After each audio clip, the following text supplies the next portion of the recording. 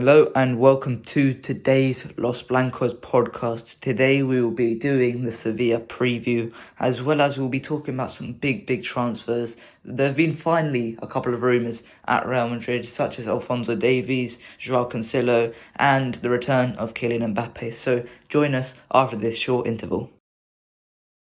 So we'll start with the Sevilla preview. Now, if you look on Sevilla's side, they haven't been very good so far this season. They find themselves in the lower to mid table side of the table, and it's been largely due to not very good management from Julian Lopetegui at the start of the season. And when we look at Sevilla's team, they haven't been scoring many goals and they've been conceding loads. The summer business from Sevilla wasn't very good. They lost Koundé and Diego Carlos, their really solid back two, which really kept them in the La Liga title race for a long period last season. And they replaced them with a guy in Marcao who hasn't got much top 5 league experience, and Tanga Nianzou, who hasn't got much experience full stop. So you look at Sevilla, they are here for the taking. However, new management has come in. Jorge Sampaoli, more attacking, fluid type of football has come in with Sampaoli, and more possession based. And the results have seen an upturn. They haven't got a solid goal scoring option.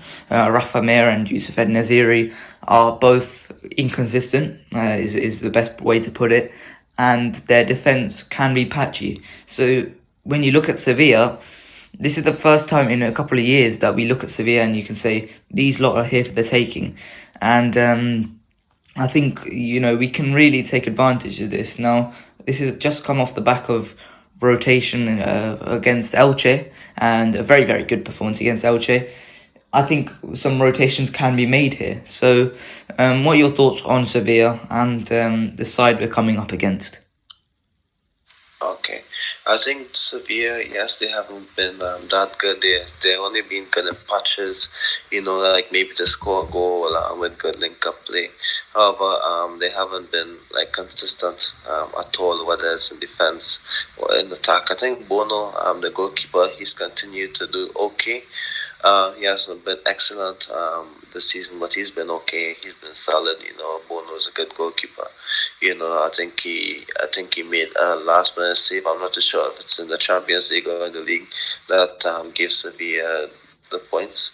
However, I think this is definitely one that we would have to take advantage of. And seeing that the way we are playing with excellent transition and movement, I must say that I'm really confident about this game. Yeah, and it's not exactly on the opposite side. We're not looking at a team that have bad players as such. It's just players who aren't working well enough together. So I think this is an opportunity for us to take. Now let's talk about our team, Real Madrid. Now in goal, there's a little bit of a deliberation here. Lunin's been starting the last few games because, of course, was injury, and he's been doing fine up until last game, where he was pretty good in my opinion against Elche. He made a couple of big saves, so I think he has to start one of the next two matches. Or Courtois back in the squad for this Sevilla match. However, I think Lunin will start either this match or the midweek match against Celtic, I would like to say it is. So I think I would go for Courtois in this match and Lunin next midweek. But what is your opinion on this? Yeah, Ancelotti confirms that Courtois will start. He's the number one, of course. He's better than Lunin, which isn't a dig at Lunin because he is actually a keeper. So I'm happy to see Courtois back, and happy to see Lunin being confident. And yes, you're right. We have qualified for the Champions League knockout stages. I believe so. I think that Lunin should get some minutes in the last two matches in the Champions League. Yeah, 100%. So let's move on to the right back. Now, Carvajal's been on a stretch of games where he's been starting. I don't think we're in a position to drop him for this match. Next match, midweek, I think we should give him a rest, considering we are through. So I think this game Carvajal plays. Next midweek, I think Lucas Vazquez should start. So what are your opinions for that? Yeah, I think I would stick with that as well. Let's like I said, most of the rotations might be done in the Champions League game, but I think Carvajal will be good for this one. Yeah, and let's move on to some more deliberation and some more dilemma in terms of the starters. And I'm a bit conflicted on who we should pick here. When you look at Sevilla's attackers, you don't exactly know what they want. Sampaoli's going to pick. He may pick a false nine, or he may pick either Rafa Mir or En-Nesyri. When you look at Rafa Mir and En-Nesyri, you look at two physical strikers. So if that is the case, I think you should go for two strong defenders, and I think for me in this match, I would go for Rudiger and Militao as the centre back pairing. I want to see this pairing move as a duo, especially in a match against some good players. I think this would be a good time to test it out and see how it works in such a match. So for me, I would go for Rudiger and Militao for this match. And although Alaba was very, very good against Elche as a left back, I think for me, I think I would go for these two as the centre back pairing in this match. Yeah. I actually would like to see that centre back pairing. I would like to see that centre back pairing because I would like to see Alaba start this game at left back again. However, I think Ancelotti might go for the back four that he normally uses for the big game. But I loved how Alaba looked at left back, especially in the link-up play. I do love how intelligent he is on the ball going forward. I would like to see him in left back again. I think going forward, of course, he's a better left back than Mendy. We know Mendy's better defensively. But I do think that that the team's been doing so well in terms of their movement and of course in transition, in build up, in link up, and just getting the ball into the half spaces with nice neat touches. I think Alba would be better for that. And I think that maybe we are at home, we'd have the opportunity to take the game to Sevilla. So I would love to see Alaba start at left back for this one. Yeah, 100%. I agree. Alaba left back. He was good against Elche. Good link up and really got involved in the attacking play with the movement. And I think once again I would like Alaba to start this game, and then Mendy midweek. So let's move on to the midfield three. I think there's going to be a little bit of rotation in the midfield three. I think Camavinga hasn't been starting the last few matches. I think this is a game which I want to see him play in. Against, when you look at the opposition midfield, you don't look at players who are exactly the most mobile. You look at Rakitic, Joan Jordan, Isco, and you don't look at players who are the quickest. So I do think we should take advantage of that, and two of my picks are very, very quick. So I think Camavinga in the defensive midfield role, with Valverde in the slightly more advanced role with Toni Kroos, who's been absolutely unplayable this season. I think that would be my midfield three. What is your midfield three? I was actually sticking with the Tchouaméni, Kroos and Modric midfield, and Camavinga starting in midweek, where it's easier for him, with less pressure. That's what I was thinking. However, I would like to see Camavinga start more matches, for him to, or for him to have a bigger opportunity in the squad to do well. So I have no issue with him starting this match. However, I don't want him to start and let's just say he doesn't play well against Sevilla, and it's difficult for him to get back into the team. I want him to start the game against Celtic where it's less pressure. You put him in an environment to succeed. So I would just stick with the Kroos, Tchouaméni and Modric midfield three for this one. They've been quite good. They have a good understanding. And I guess we can afford to give Camavinga an early substitute appearance for this one, or we can allow him to, at least just come on early. Yeah, and just one question on Camavinga. Obviously, he hasn't been in the best form this season. What do you think he needs to do to improve? I think what's been wrong for him this season is the form, obviously, and he hasn't been given a consistent run of games. I think his form this season ultimately lost him the Copa Trophy and the Golden Boy. And I think it shouldn't have, but it did in the end. And I think I do think that Camavinga did deserve it, but alas, that is what's happened now. Gavi has won both those trophies. So I think, what do you think Camavinga has to do to improve his form, to improve his overall performances in this season? Because it hasn't been great so far, has it?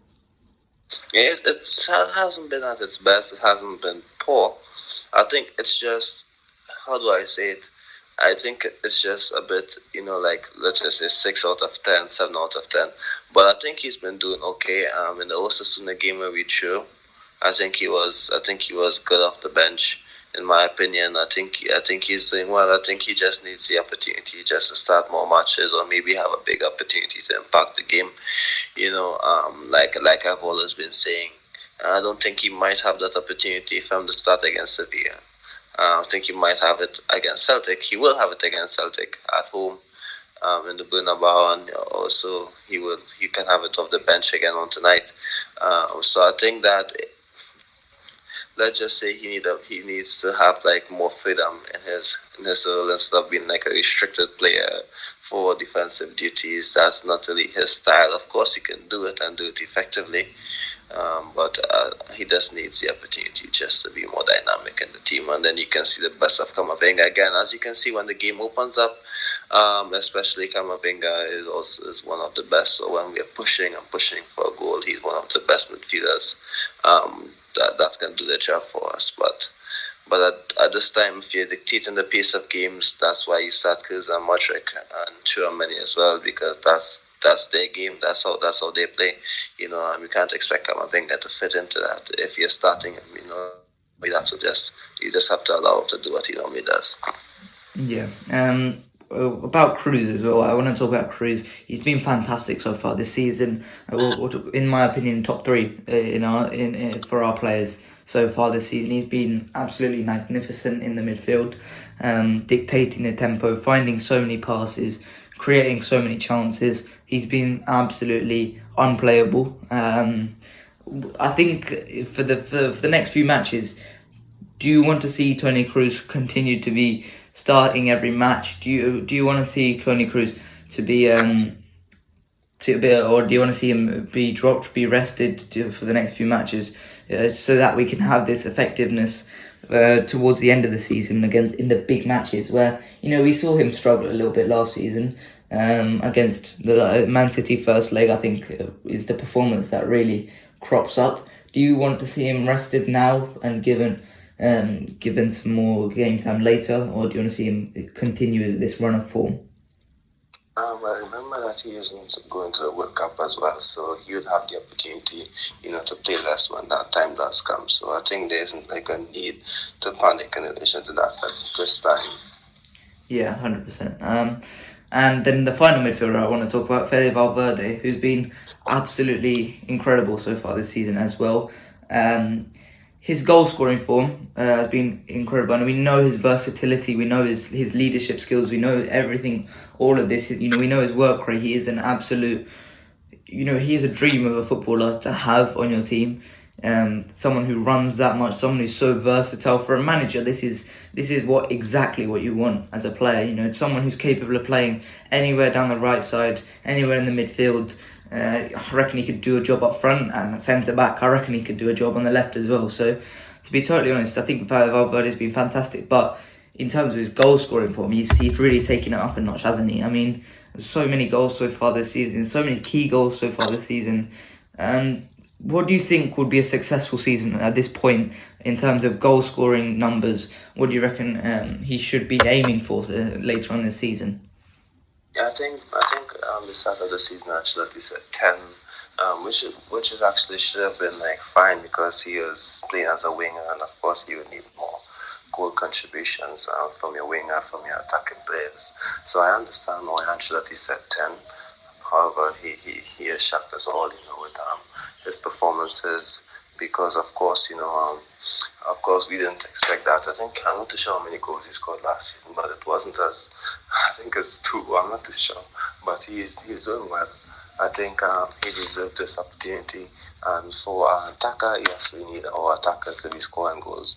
That's why I'm happy he's getting the goals. So I think now that he has 6, I think I would just say 13 to 15 close to that would be good. However, the season has been successful for him at this time already, and how it's not much we can say about him anymore because he's been so fantastic. And if we keep speaking about him, I think we would need a whole section dedicated to him because he's been amazing.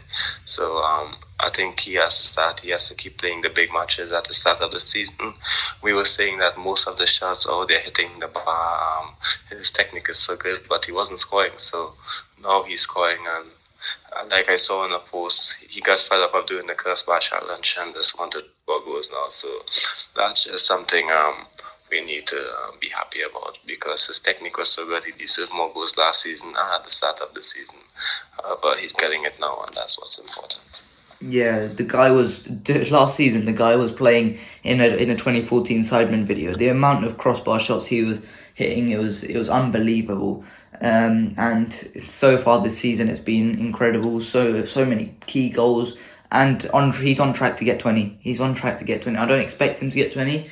13 to 15, like you said, would be good enough for me. But he's been incredible so far, and long may it continue. So let's move on to the front three. And for me, I think this has to be the fluid front three that started against Elche. Rodrigo on the right, Benzema up front, and Vinicius on the left. Who have you gone for? Remember, I did go for the Tchouaméni Kroos and Modric midfield. So I think, and because I want Valverde to start, I think Valverde might get the start as well on the wing. So with Vinicius and Benzema, however, I have no issue with Rodrigo starting. I would love for him to start, actually. I think the first one was just like a prediction. However, if Rodrigo starts, I think it's better movement and attacking qualities. And if he does start, Valverde would be that player playing on in the midfield, supporting him, which does make him a better player. I think when Rodrigo starts, he needs like a player like Valverde, supporting him. They do dominate that flank, especially when Rodrigo comes inside. Valverde can pull wide, and like I said, that's down to the coaching, which has been so much better this season, and the quality, the interchanges. I think Ancelotti's setting the team up better. So I think that's something that we can definitely look out for.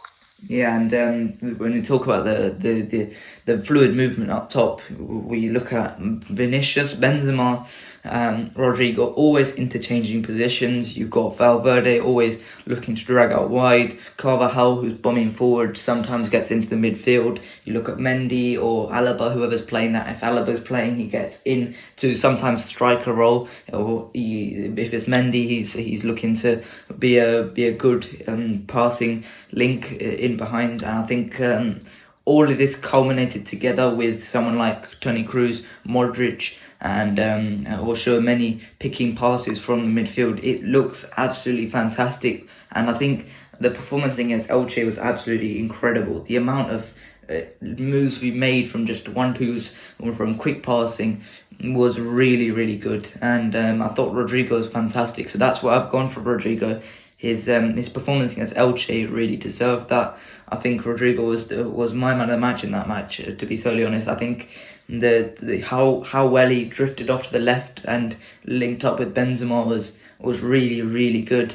And to be totally honest, if we can continue this, we've done this twice this season. I think two performances where we really showed how good we can be. It was this game and the game against Shakhtar, the first game, where we really showed this fluid movement. I want to see us prove this in a big game. I want to see this in this Sevilla game. I think this would be really, really good to see. So, I think Sevilla can be prone to this as well. So, this is a game which 100% can have this fluid movement. So, just one last thing I want to talk to you about for this preview. Vinicius Junior. Now, Vinny hasn't been. I don't want to see. Yeah, he hasn't been to the levels of last year so far this year. I think he's been good. He's been good, but he hasn't been great so far this season. Do you think there's any particular reason why? I think if I had to give it down to one thing, I think he's trying a bit too much to really make an impact, really get involved. I think what Vinicius Junior is best at is not linking up and is not is not getting involved with the play. I think what Vinicius Junior is best at is getting in behind, breathing an absolute nuisance to the team. If you want a guy to link up and help Vinicius there, it's got to be Alaba on the left hand side. So what would you say is the main reason for Vinicius not being at his best level so far this season? Yeah, the team is, like I said, a bit more in terms of possession, interchanges, movement. Vinicius actually he's best, when he has the opportunity to constantly go at defenders or playing in quick transitions, or has the opportunity, in space with time on his hands, just to go at the defenders. And I think one of the other factors as well is that I think defenders would be more aware of him now, would be giving him, like, let's just say, special treatment because of how good he did last season. So I think that's one thing that he has to deal with, and I think we definitely need Alaba supporting him. Mendy is a good left back. However, I think, for example, like, let's just say Cristiano had Marcelo, which isn't like saying that Fabio Coentra was bad, who assisted a lot of goals for Madrid. But I think the attacking play of Marcelo was helpful, because to, like, open up lanes, open up spaces, allows the winger to be in goal scoring positions. So in terms of link up, like you said, guys like Rodrigo, that's their play. Rodrigo, that he is a good link up player. Vinicius is more of a let's just say a transition quick player who can get it done in, let's just say, 5 seconds. He can score a goal in 5 seconds. Like Arsenal versus Manchester City, he could have scored. I think we wouldn't have been having this conversation had he took his chances against Barcelona and Atletico Madrid. It was similar movements, it was similar goals if you look at them, with the Benzema goal to open the scoring, and of course the Valverde goal against Atletico Madrid. Vinicius was released down the left hand space through nice link up. However, he goes so fast. The goalkeeper saved both shots, and then the one against Atletico fell to Valverde. Against Barcelona fell to Benzema. I think he would have more of his chances. It's just they're coming in far and in between for him. Before it was just like Vinicius and Benzema. Now it's chances for Vinicius, Benzema, Rodrigo, Valverde. All these guys having the opportunity to score. And I think there isn't any concern for me. I think he would soon get back into goal scoring form. He has 7 goals already. I remember last season he had a blip as well, and he wasn't at his best. This time he's playing okay. He's doing well, and he's contributing as well, and that's what's important in my opinion. But I do think that he will score 20 goals again, 20 plus goals. He might have less assists though, because of course if Rodrigo is scoring more goals and Valverde is scoring more goals, it's highly unexpected for 20-20-20. Then Benzema gets 30-40. That's unheard of in football. So I think with Rodrigo coming good, I think it would make his goal tally a bit less. However, that's okay. I think that's a positive in my opinion. Yeah, 100%. So that is it for the Sevilla preview. After this, let's move on to the more transfer section. So join us after this short interval. Okay, so let's move on to the more transfers bit. Now, we're going to start with a player who has been absolutely incredible for the last few years and is still a really good young talent. Just 22 years old, I think he is. Alphonso Davies of FC Bayern Munich. Now, he's been absolutely incredible for the last few years for Bayern. And this rumour, I absolutely love it. I would love it if Alphonso Davies signs for Real Madrid. I mean, it just seems like a perfect fit to have someone like this at Real Madrid. It's such blistering pace. The recovery runs would be fantastic. The getting forward, imagine the link up with Vinicius Junior, the assists, the dribbling ability. He is a winger on left back. Ultimately, he's got everything you want in a full back. I think this is absolutely fantastic. He's very, very strong, very big as well. he is a fantastic fullback. He can defend. It's not like he's just an attacker. He can defend pretty well. He can defensively, recovery runs like I just said. The one-on-ones he's quite good. Yeah, I think it will just be a perfect signing to sign Alphonso Davies. So, what would you say about Alphonso Davies? He's perfect. He's good going forward, and like you said, he's good defensively as well. His best season, as we all know, was a Bayern won the Champions League. I think it's 1920. I think 1920, yes, and he's been fabulous ever since. Yeah, of course, I think he's had a blip in form on occasions, you know. However, I do believe that he's a stunning player. Good going forward. I'm not too sure how his injury concerns is at this time because he's had quite a few in the last year.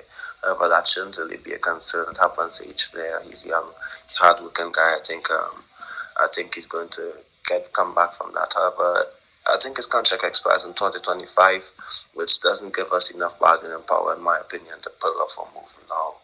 I think he would want to stay at Bayern, and Bayern wouldn't really want to sell.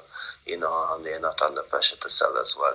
So I think as of now, I think this is a bit unattainable. But in terms of what he can contribute to Madrid, I think it's going to be fabulous if he signs. Yeah, and we've seen him absolutely dunk on Barcelona before. I would love for him and Vinicius Junior to absolutely imagine the scenes. Alphonso Davies and Vinicius Junior tag teaming against Sergio Roberto. That would be amazing. But to a player next who is probably a bit more attainable than Davies, and that is Joao Cancelo. Cancelo's been absolutely fantastic. Two-sided fullback, can play, same as Valverde. You can probably see him playing anywhere on the field and he would be pretty good. I think the only concern I would have with Cancelo is at Man City you don't really see the issues of his defensive ability because he is literally asked to become a winger on the left side for Manchester City, and I think that may be a bit more of a problem if you come to Real Madrid because your defensive side will have to be better. And we saw when he had to come to right back for Vinny Junior in the second leg of the Man City game, Vinny Junior almost absolutely ripped him apart, and I think he didn't really cope with it as well as Kyle Walker did. Kyle Walker really dealt with it well, even when he was injured. You saw Cancelo, Vinny kept getting the better of him. I don't think he ripped him apart, but he did keep on getting the better of him. And I think that could be a concern. However, there is no doubt about his ability going forward to impact the game from left back. His ability to pick a pass is fantastic. His two-footedness is fantastic. Yeah, going forward, absolutely brilliant. I think as a left back / right back option, I think he's very, very good. Yeah, I think I would be 100% in the favour of this signing if it's available. If he's available, I would 100% sign him. So, what are your thoughts on Joao Cancelo? Yeah, definitely. If he's available, we can sign him because, like you said, both right back, left back, technical ability, so good on both feet, good in possession, good in movement. He's so good at attacking. I think he would do well in a system like Manchester City, where he has the opportunity, to play attacking football, to be high up the pitch, impact the game, as almost as a winger, or even as a winger, because he's almost playing as a left winger with dribbling at defenders now. If I'm being honest, and I think how we are playing now, we are a bit more possession based as well, a good link up as well. So I think he's fitting well in this team how we are playing. So I think he'd be a good addition to the squad. No, I think if we sign him, it's not to like restrict him. It's to give him the opportunity to have the ball and be impactful on the game. So I think if he has the opportunity to leave City, he would. Obviously, Madrid is a good destination for him. I think even if his contract expires in 2027, the big difference between Madrid and City, not Madrid and City, Bayern and City would be like Bayern would try to keep their players. City, if the course is good and of course the player is determined to leave, I think Pep might sanction a sale. So I think this one, that's why it's a bit more attainable. However, I think he's having so much of joy at City at this time. It's not like a still-in situation as in Chenko, where they're not playing much. He's playing, he's important, and I think he's going to stay at City. However, it would be a good signing for us. Yeah. Next up is a centre back who has been absolutely pivotal in Arsenal's rise this season, and he's been incredible for Arsenal so far, and that's William Saliba. I mean, defensively, he's a Rolls Royce defender. He's so big. He looks. You know, when a couple of seasons ago, in I think it was the 18-19 season, when Van Dijk was at his absolute peak, when he was running after players, when he was making recovery runs, he looked like he was jogging, not breaking a sweat. That's what Saliba looks like right now. He is absolutely fantastic. He's holding such a high line, which is something he will have to do at Real Madrid. And the brilliant thing about Saliba is that he's got very, very short time left on his contract. Very, very short time left on his contract. And you know, if it's an option, Real Madrid or Arsenal, I think it shouldn't be too much of a dilemma for Saliba. I think, to be totally honest, what we're looking at, us, Man City or PSG as the end of contract options for Saliba. I think that we could give that a very good go, and he does look like a perfect defender for us. And I think I would 100% love William Saliba to come to Real Madrid. So, what are your thoughts on Saliba to Real Madrid? Yeah, actually, me too. But I think I'll have like a different point of view in relation to that. I think before we signed Rudiger, I think I wanted him in the side because he's younger and he he wouldn't have to start each game. And I knew he was doing so well in the French league, and I knew that if he had opportunity at Arsenal, he'd do well. And my point was that when he comes back, I know that Ateta sent him out on loan a couple of times and he didn't have the opportunity to play. So I did assume that the same thing would have happened. So however, he has the opportunity and he's doing well now. And I think there would be more teams like, let's just say, City and PSG, for churn of names, would be willing to offer more money than Richard. And I think he might see the opportunity to play more in those clubs, more than in Richard, because Richard have three quality centre backs at this time, and if we add another one, it's going to be four naturals there as well. I don't think one of them would be accepting a fourth position centre back unless we are playing three at the back. So it's a bit difficult to stack the position now. So I think there would be teams who would be willing to offer more money and a bigger opportunity in the squad to play more games. So I think he's a good player. I wanted him at the start of the season when, let's just say, Rudiger wasn't like an option. I think at a point in time we discarded that option. However, he's in the squad now. I don't think there's a need for another centre back at this time. Although I would say he'd be a good fit for us. Yeah, and he'll fit in with the French contingent, but as you said, the playing time problem would be a bit of a problem. Maybe we'll have to look at a younger player who wouldn't require as much playing time. So, all roads seem like they lead to Antonio Silva from Benfica, another mammoth performance against Porto yesterday. That's all I'm saying. Yeah. I was just about to mention that because I knew he played well against Juventus as well in the Champions League when they won. So I know there's a lot of talk of that player this time, and he's younger. Of course, he can develop more as well. I think it naturally is. You can definitely sign him. Yeah, 100%. Next up, and I don't really want to come back to him, but here we are, Kylian Mbappe, and we've seen the problems with Kylian Mbappe. Fabrizio Romano has reported as well. He wants to leave once again. I know what I said a couple of months ago is that we shouldn't be going after Kylian Mbappe. And the only reason I would go after Kylian Mbappe is if he comes on a free once again. But if we are chasing after him, I don't want to be involved in this ever again. And I think Real Madrid have taken the right stance, which is stay well away from Mbappe. He isn't the right man for us right now. So for me, unless it's on a free, because you can't really turn down a player of Mbappe's quality on a free, but otherwise, stay well away from Mbappe, in my opinion. So what are your thoughts on Mr. Kylian himself? Well, let's be honest, when he didn't come in the 2021 Vinicius stepped up, 2022, Jaco and Valverde are stepping up, so it's not been like hard for Madrid that we missed out on him. We won a Champions League and a league with without him, and I'm sure we're going to continue to win many trophies this season and in future seasons without him as well. So actually, I don't think we need him. Of course, he'd be a stunning player, amazing qualities, and one of the best in the world, top five in my opinion. Even now he's top five, his attitude has been in question. So I don't think that we would want that at Madrid now. So that's a bit unfortunate that Madrid fans went from, really wanting him to say, we can pass on him. I think this season a lot of his faithful supporters who wanted him to come to Madrid have actually stop the idea. And I'll give you an example, even me who thought he'd have been a good addition.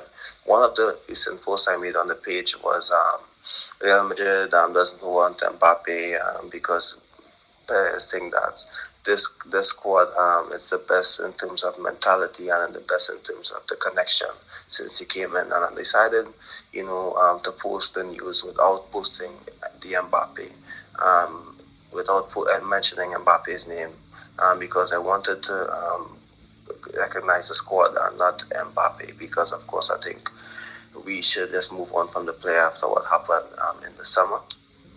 All the talk, I don't think that we should, pursue a player if you're not sure if he's coming or not or what's going on in his head.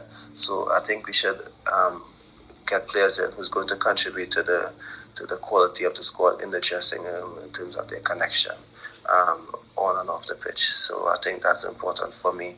And at this time, I don't see him as a player to do so. In terms of his quality on the pitch, yes, but it's a bit difficult for the drama again. I don't really want to hear the drama again with him.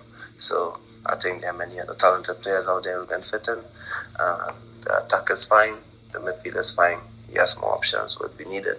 However, I prefer spending money on Bellingham over Mbappe, if I'm being honest. Yeah, 100%. And Bellingham would fit in with the dressing room, and right now Mbappe does not. So let's move on to the next player, to a player who is one of my personal favourites in the Premier League, Pedro Neto. A couple of years ago, he was absolutely lighting up for Wolves. Now he's come back from a really devastating injury. However, I think he could be got on a cheap right now because of the fact he's coming back from an injury and hasn't been on his best form. Can play both sides, and in terms of a transition player, he is absolutely fantastic. I think Pedro Neto for 30 to 40 million, I think that would be an absolute steal, to be totally honest. If you've seen some of his interviews, he's a really funny guy as well. I think he would fit in with the dressing room. I think I would be in favour of his signing if it's for a cheap fee. In the past, Wolves have asked for upwards of 60. Right now, it's 30 to 40 million for someone like Pedro Neto. I'd back Ancelotti to improve him and really get him back on form. So, to be totally honest, I think Pedro Neto would be a good signing for Real Madrid. So, what are your thoughts on Pedro Neto? Yeah, he could be a good cheap option. 30 to 40 isn't bad. I think Real Madrid, they're being a bit, stingy with their money as of late, who they're signing. I think they're quite specific in the player they want. I think if they want a player, it's going to be a long-term project. You're going to know that they are trying for, let's just say, a whole year or months, like what they did with Tchouaméni, Camavinga, maybe what we're seeing with Bellingham now to a lesser extent. So I think if it's, let's just say, Diaz stays at Milan or Arribas doesn't go up to the first team, then it's an option. However, I think there are so many players that Madrid need to incorporate into the team. Even now, let's just say, if we have 5 key attackers, if you add Asensio, without Asensio, it's 4 and he's barely playing. So I think there are so many players that need to be incorporated into the squad. I'm not mentioning Hazard because, of course, Hazard is yes, he's in the squad now, but I think we're looking to the future. So there's so many players that we need to get into the squad that needs more game time. So I think Madrid to consider like Pedro Neto, unless it's like a option where the other guys who I just mentioned isn't getting an opportunity, like Peter, if he does well at Castilla and he isn't getting an opportunity in the first team, like Arribas, who might be in the first team as well, or even Diaz on Milan. I think there are so many options that parents will see as a cheap option because you don't have to pay for them, and he might use the money elsewhere instead of like bolstering attack on someone who might just be a bench player. Yeah, 100%. And we've been talking about the problem with the right wingers, that the fact that they can't normally cut in on the left. They can't. The players we've got right now, the only player that can cut in on the left is Asensio. Well, Asensio isn't exactly the most impactful player. So all the players that we're linked with right now are left wingers who cut in on their right foot. I mean, we've got two more players who are just like that later on, and let's move on to the next player, Cody Gakpo, who's been incredible so far this season. I did a scouting report on him, so if you want to check that out, it's in the description below. I'll put that there. Cody Gakpo has been fantastic so far this season. However, he's a right-footed player, sorry, on the left side of the pitch, and that could be a bit of a problem. And as well as the fact that some Dutch Madrid fans are saying that he isn't Real Madrid quality, I think we'll see a lot of that at the World Cup. I think Louis van Gaal he'll struggle to ignore him any longer for the Dutch national team. So we'll hopefully see him at the World Cup. And I think Cody Gakpo would be a good signing, and it's not like PSV aren't like Ajax, and they won't ask for too much money. I'd like to think. So someone like Cody Gakpo, they're gonna have to have a good World Cup for Real Madrid to sign them. I do think so, and I do see Cody Gakpo having a good World Cup for the Netherlands. So, what are your thoughts on Mr. Gakpo? The first time I've seen him play, actually, instead of like watching goals or videos on YouTube, was the Arsenal game this week, where he was okay, he was decent, and every time he has the ball, he seems to have a nice touch, nice movement, nice little dribble from the left wing. I like the first impression that I saw from him, even though they lost that game. However, I would just wait until after the World Cup before I analyze the player, because, like I said, I haven't seen much of the player, and the first time I saw him was this week. Even though I've been seeing all the stats and all the latest news on him, I've seen that he wants to play for a bigger team than let's just say Leeds or in England. I think that's a team you mentioned to me when we spoke about him. However, I saw that maybe he would like to play for a team like Madrid. We have a lot of players to play in his position, do what he does. However, he used to be a good addition. I'm not too sure if he would start the left wing or the players who like to play on the left, but I would like to wait until the World Cup to see more of him before I can do more of the analysis. I think you will have a better analysis on the player, but what I know is that he's a good player, and I'm looking forward to seeing more of him. Yeah, and Gakpo, he's not like our players in that. He is like our players because of the fact that he does cut in on the right when he's playing on the left, and he does like to play on the left. But in terms of the play style itself, he is a taller player than Vinicius Junior and Rodrigo. He's very, very tall, very, very strong, and that type of brute force in terms of his dribbling really, really helps. He takes big strides. He's a big guy, so I think that is where the majority of his play style comes from. So let's move on to the next player. Olympique Lyonnais, first player from Lyon, and that is Malo Gusto. Now, right back, I think he's a very, very solid little player.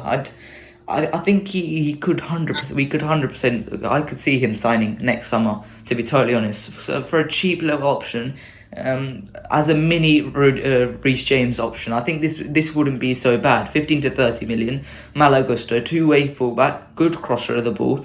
He can get forward. He can pass really tidily. Defensively, he's quite useful. I think he's a solid player, and I wouldn't say no to his signing. French as well helps with the French contingent in the squad. I think he would be a solid little player for us to sign next summer. So, what are your thoughts on Malo Gusto? I've seen a few clips of him. I've seen a bit of how good his attacking qualities are. So I would like to see how things go in terms of how we move, not just on him, but in terms of our future in the fullback position, especially on that side as Carvajal gets a bit older. Not just Carvajal, Lucas gets a bit older. I've been a big fan of Vinicius Tobias. Sometimes I'll look at some of the Castilla games that's when I pull it up online or on YouTube or just some of the highlights just to see how good he does, because I think I I like how he played in the preseason. His touches was nice, even though he gave away a penalty. And I would just like to see him play. I'm seeing that we might not, purchase him. However, I think that we should. I think he's young. I've seen Vinicius Tobias more than other young fullbacks in the world at this time. That's why I'm focused on him. So it's interesting to see which way that Madrid go in the future and how they move forward in that position. I know that he's a good player. However, I'm not too sure if you're going to try and sign him. I think Leon, they might want a bit of money for him. So I'm not too sure if Perez, which direction he might take. Honestly, that's something I'm looking forward to at the end of the season, and what steps we take to cover that position in the long term.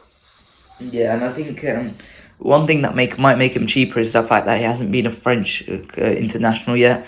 Deschamps might take him to the World Cup because he's certainly better than most of their options. So we'll see. We'll see how this thing with Malo Gusto develops.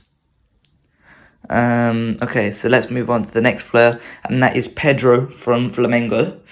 Now, a lot of Flamengo fans have been absolutely raving about this guy. He's been selected in Brazil's most recent squads, and he's been absolutely banging on the goals. Now, the guy who associated with banging in the goals for Flamengo is Gabriel Barbosa.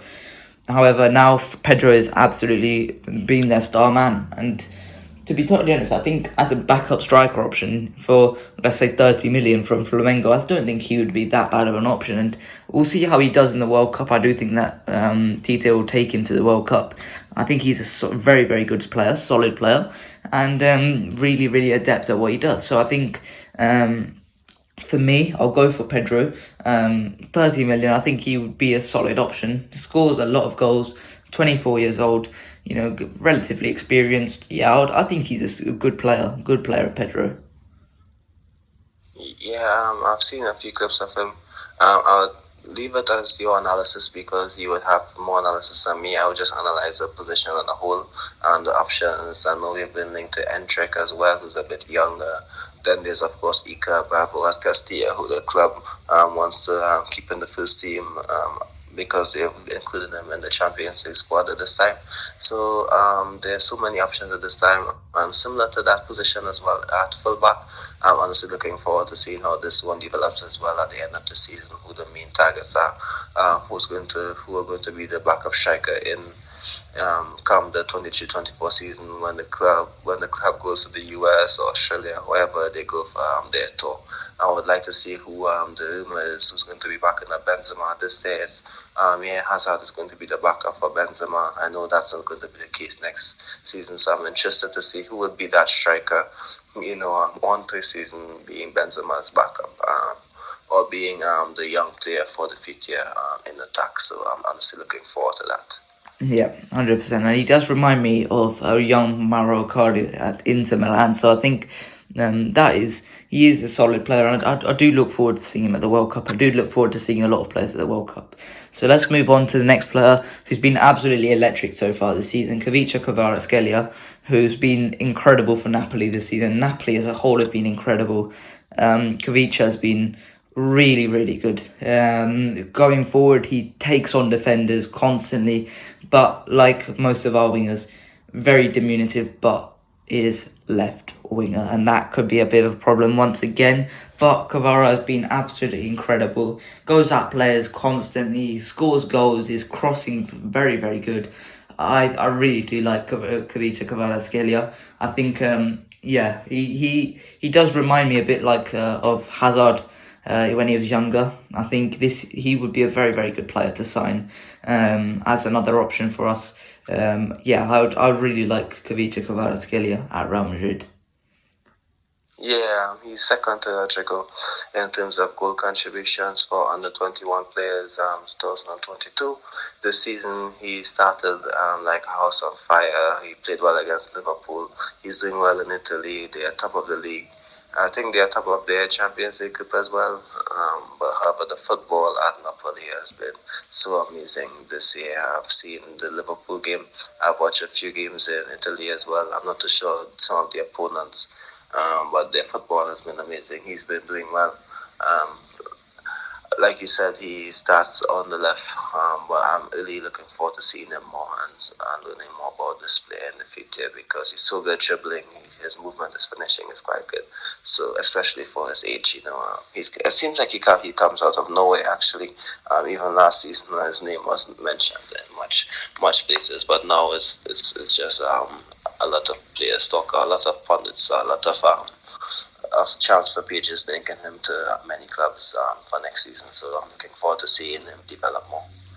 Yeah, personally, I would want to see him stay at Napoli for a couple more years, just for his own benefit, because I do think what they've got at Napoli is very, very exciting. But for my personal greed, I would like him at Real Madrid, but we'll see how that situation develops with other clubs. So next, penultimate player is Castello Luqueba, the second player for Olympique Lyonnais. I think he is a very, very good player. Centre back, not exactly the tallest, but he's a good ball playing centre back. We talked about how Saliba would want more playing time. I think Luqueba, younger, not exactly hit his peak as of yet. Neither is Saliba, but he wouldn't ask for too much playing time. And he looks like a really promising player. I think just as another option, I think if we went in for a loan similar to what we've done with Vinicius Tobias and Iker Bravo, I think that would be something we should consider for the future. Yeah, that's definitely. However, I would stick to your analysis there. There was a bit of disconnection there on my end, so I will stick with your analysis instead of making any random analysis there. So. Okay. And then the final player is someone who I never thought we would be talking about on the more transfer section. Is Joselu, and ex Real Madrid Castilla player. I think he's been really good for the last couple of years in La Liga. He's been a La Liga veteran over the last few years, and I would like to see him at Real Madrid just to finish off his career. At his boyhood club. Just to finish it off, and as a backup striker, I don't think he's the worst player because ultimately in La Liga he does score the goals. So if we were to sign him for 5 million, let's say off of Espanyol, then I think 100% do it. 100% do it. Joselu, bring back Joselu to the Bernabeu. I think that would be something. Would just be funny. It would just be really, really good. Really good story. Yeah, for me, I would like Joselu at Real Madrid just as a backup to Benzema. So, what are your thoughts on Joselu to finish up? I think he did make his debut under Jose in 2013, so that's how long ago he was at Madrid. When he was at Castilla, now he's an older player. He has played for Newcastle, had a bit of success there. Not the best, but he had success. He wasn't a failure. And of course, he always seems to score against Madrid whenever he plays against us. He is not a bad backup option. I'm sure he would contribute more than Hazard and Diaz, and of course Jovic, which is unfortunate because of the money we spent for these guys. But he would contribute more than these options. So if we had it this season, I think he would have played more than Hazard and Diaz. But let's see how it goes. I think the club. I'm not too sure when it was the last time they signed a player of that age, closer to 30. So let's see, but it's not the worst option if I'm being honest. A lot of fans wanted Dzeko to back up Benzema. So if that's the case, I don't think it's anything bad with Joselu playing at Madrid. I think he deserves it for a player who's been doing well in Spain. So I think if it's a young player scoring all these goals in Spain, he'd be linked to Madrid. So if it's an older player, I think fair enough if they are linked to Madrid. So I think it's not the worst option. I don't think the club might pursue it. If it does, it's not something I would complain about because it's likely he might be third choice striker, unfortunately, anyway, if he signs. However, I don't think he would have anything to lose even if he signs for Madrid. So let's see what happens. to him in the future. But I do like the player because, of course, he was at Castilla at a young age, and he went to England and played for many teams. So he's a nice player. I know a lot about him throughout the years in Spain. That was since he came back. So yeah, I'm happy for him that he's doing well. Except for when he scores against Madrid, of course. Yeah, always does. But hopefully he can finish off his career at Real Madrid. I think that would be a good story. I think I would really like that. So, yeah, that is it for this week's Los Blancos podcast. I hope you guys enjoyed, as of always. Please like and subscribe, and I'll see you guys later. Bye-bye.